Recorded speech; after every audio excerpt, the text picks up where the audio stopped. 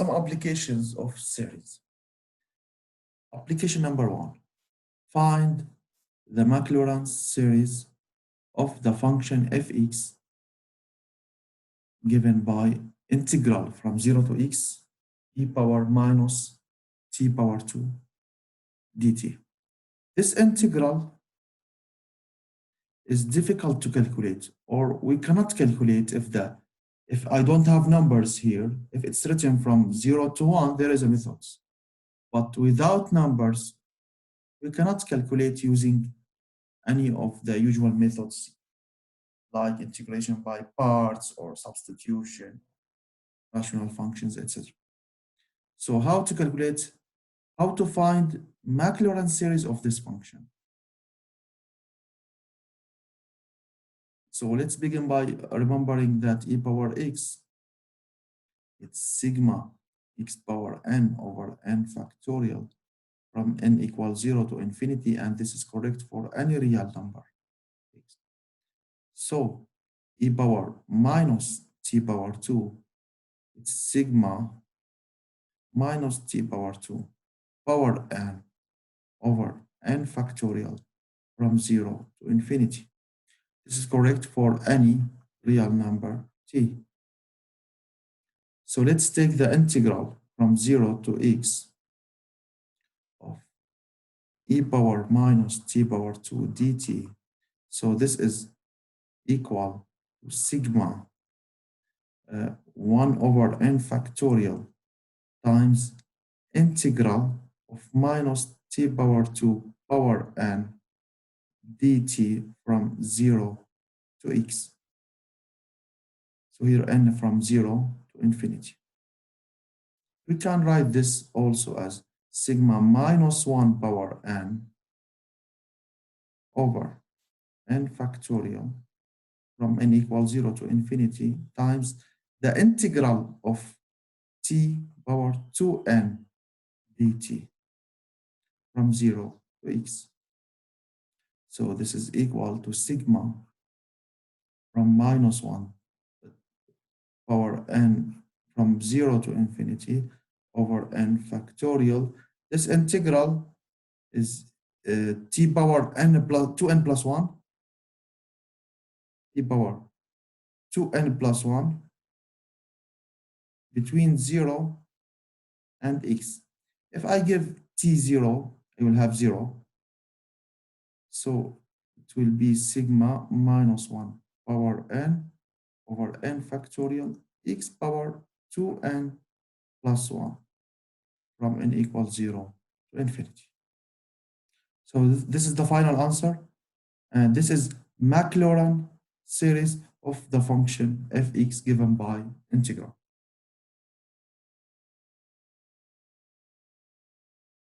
Second application, find the limit of x minus sine x over x power 3 using series.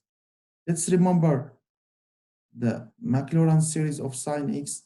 It's x minus x power 3 over 3 factorial plus x power 5 over 5 factorial plus minus x power 7 over 7 factorial plus x power 9 over 9 factorial, etc. So let's take x minus sine x and let's product. So 1 over x power 3 times x minus sine x will be 1 over x power 3. X minus this term, I will delete x with x. So I will have x power 3 over 3 factorial minus x power 5 over 5 factorial plus x power 7 over 7 factorial minus etc. So let's delete also x power 3 with each term here. So I will have 1 over 3 factorial minus x power 2 over 5 factorial plus x power 4 over 7 factorial minus etc. So what is the limit of this term now? The limit of this term, x minus sine x, when x approaches 0, all of these terms will be 0. So I will have 1 over 3 factorial. So the final answer, 1 over 6. Last application here. Find an approximation value of sine 0.01 radian using series. So remember that sine x is x minus x power 3 over 3 factorial plus x power 5 over 5 factorial minus x power 7 over 7 factorial, etc.